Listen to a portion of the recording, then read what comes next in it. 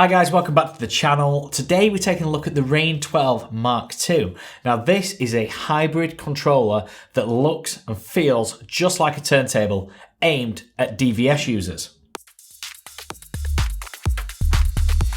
An evolution of the original RANE 12, this MKII edition brings notable upgrades to the connectivity as well as more subtle upgrades to the build quality too.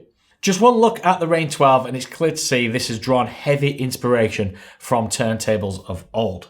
From the spinning platter to the motor recessed on-off switch, this RANE 12 has all the creature comforts of a regular old turntable. The MKII edition even has a plunger start-stop button, just like those found on the legendary Technics 1210s. We were particularly impressed to see that even the stroboscopic dots on the side of the platter work perfectly with the strobe light included in the motor on-off switch to let you know what speed that platter is spinning at. That's something that obviously turntable DJs will be aware of and know how to use, and it's great to see that RANE have taken the time to make that work in this, a digital controller. Just like performance turntables, this controller uses a direct drive system to move the platter. You can even swap out your slip mats for ones that you prefer. In fact, this control disc or vinyl is held on with a quick release system, meaning you can quickly access and adjust the feeling of the control vinyl.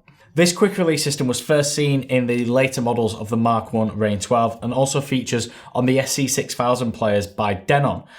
It's really great. It means you can take off the control disc with just one button. You don't need any tools anymore. And you can, of course, mount your own discs to the system as long as you don't mind drilling 3 small holes inside them. You can even buy spares of that quick release system should you want to mount up a few different control discs for quick changing between them.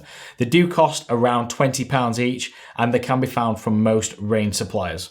It's worth noting with the RANE 12 that because the control disc is actually attached to the center spindle, if you're a turntablist that, say, twists the spindle to pitch bend up a vinyl when beat matching, you won't really be able to do that on the RANE 12 because of the way this is designed. Now the reason for this is because the center spindle is actually how the RANE 12 monitors the DJ's inputs. The spindle sends data at a resolution of 3600 ticks. What that basically means is there's 10 bits of MIDI data per 1 degree of rotation of the platter. This is extremely tight and accurate, so if you're a technical DJ who likes to really get tight on your scratches, don't worry, these will be absolutely fine. If you are wanting to pitch bend up though, rather than using the center spindle, you can hold the 33 RPM button and tap the 45 button to momentarily speed up the deck. It's worth noting that the pitch fader along the top is also very accurate as well. Featuring a center light and a little notch when you zero, this pitch fader is extremely accurate no matter which pitch range you have in it.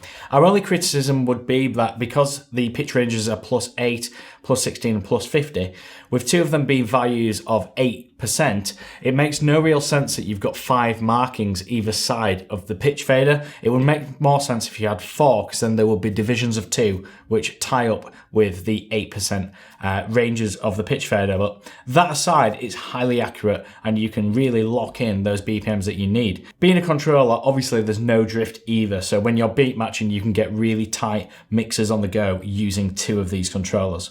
New to the Mark II version of the RANE 12 are the dedicated browse controls. These are found just underneath that pitch fader, and these allow you to navigate through your various crates and playlists within your DJ software, loading up new tracks, and there's even an instant double button which would be perfect for battle DJs. The touch strip on the other side of the RANE 12 is completely unchanged from the first edition.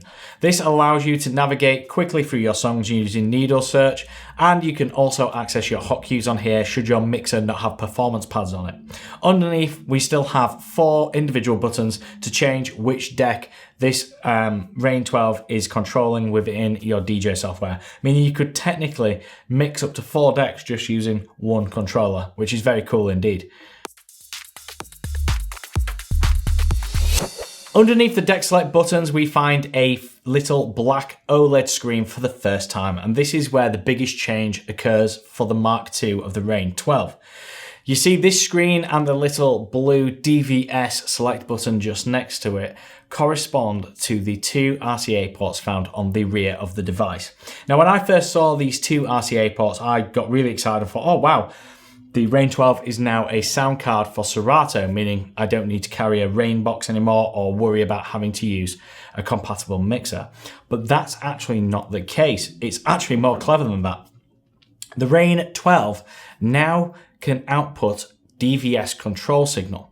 So what this means is, whereas the first RANE 12 was just a controller, much like any other controller in the world, and just sent MIDI data to the performance software, to Serato DJ, that was the only way you could use it. You had to use the original RANE 12 in internal mode with Serato DJ.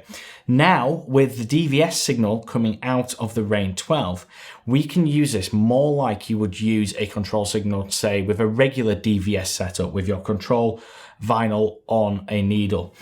So why would you want to use DVS on a RANE 12? Well, for a starter, some DJs just prefer the way Serato DJ handles a DVS signal rather than an internal controller. So that's great for them. But also, it's allowed RANE to include more than just the DVS control signal inside the RANE 12. Yes, the RANE 12 outputs Serato control signal, including noise map technology as well, so you get a perfect locked on signal every time.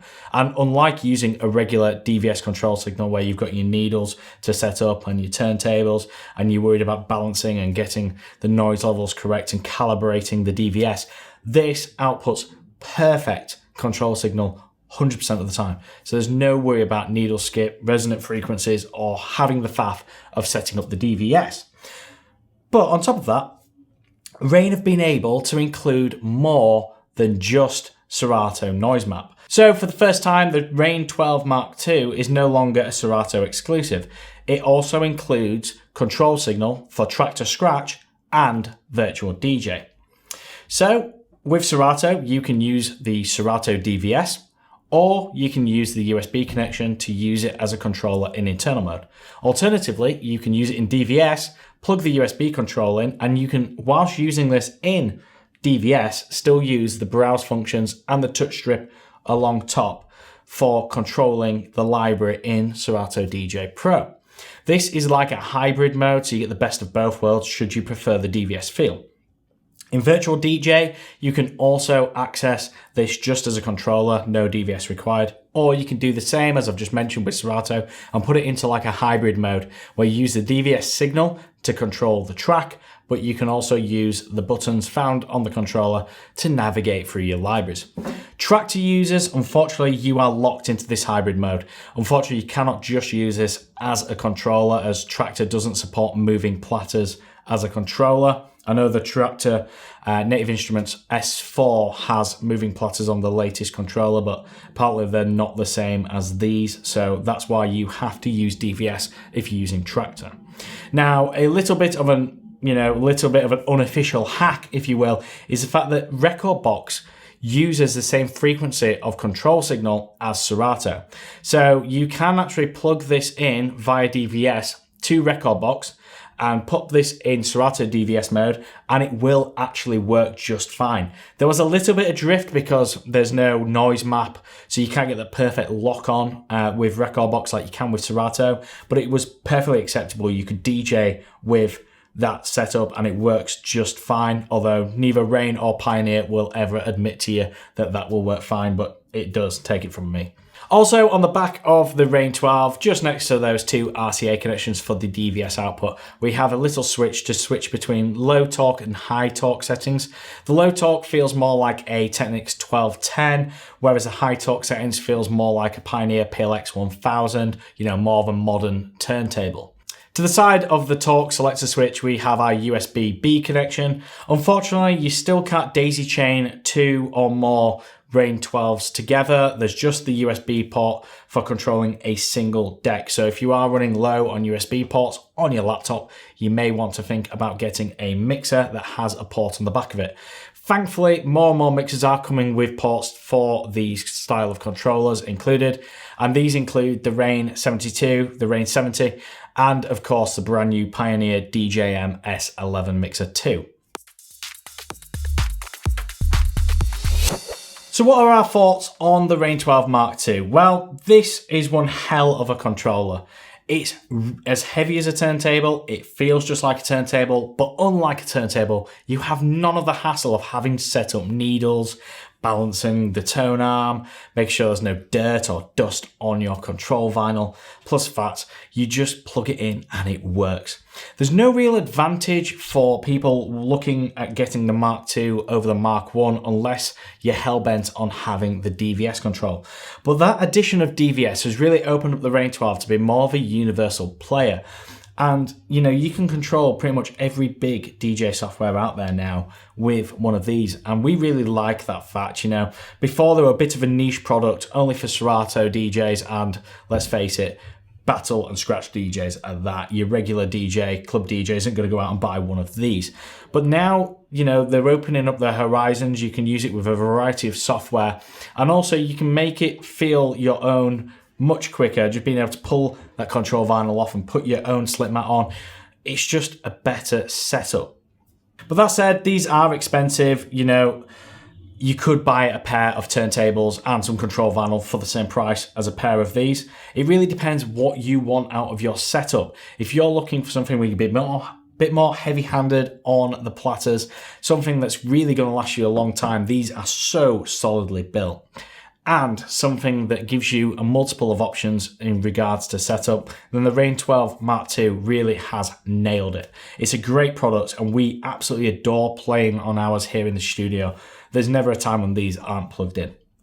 And there we have it, our review of the RANE 12 Mark II. If you've enjoyed this video, please do give it a thumbs up. Subscribe for more content just like this and hit that bell icon so you're notified when we upload more content just like this.